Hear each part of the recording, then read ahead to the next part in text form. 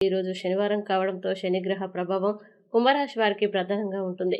శని మీ రాశి అధిపతి కావడంతో ఈరోజు మీరు తీసుకునే నిర్ణయాల్లో బాధ్యత, సహనం, క్రమశిక్షణ ఎక్కువగా కనిపిస్తాయి. కానీ కొన్నిసార్లు ఆలస్యాలు, అడ్డంకులు ఎదురయ్యే అవకాశాలు కూడా ఉంటాయి.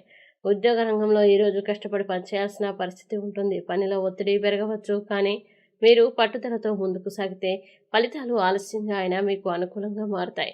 పై అధికారులతో జాగ్రత్తగా మాట్లాడడం మంచిది. సహచరులతో అపార్థాలు రాకుండా కమ్యూనికేషన్లో క్లారిటీ అవసరం. వ్యాపారస్తులకి ఈరోజు మిశ్రమ ఫలితాలు ఉంటాయి.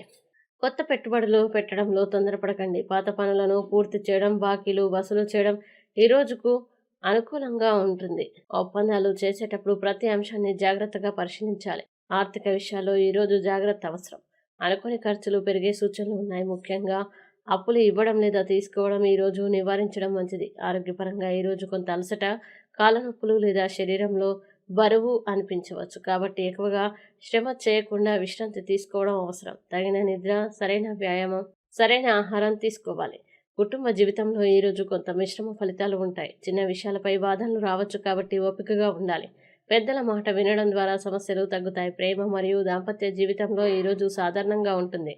భావోద్వేగాల్ని నియంత్రించుకుని మాట్లాడితే సంబంధం స్థిరంగా ఉంటుంది. చిన్న విషయాలను పెద్దగా తీసుకోకుండా ముందుకు సాగడం మంచిది. ఈరోజు ముఖ్యంగా మీరు సహనం, క్రమశిక్షణతో ముందుకు సాగాలి.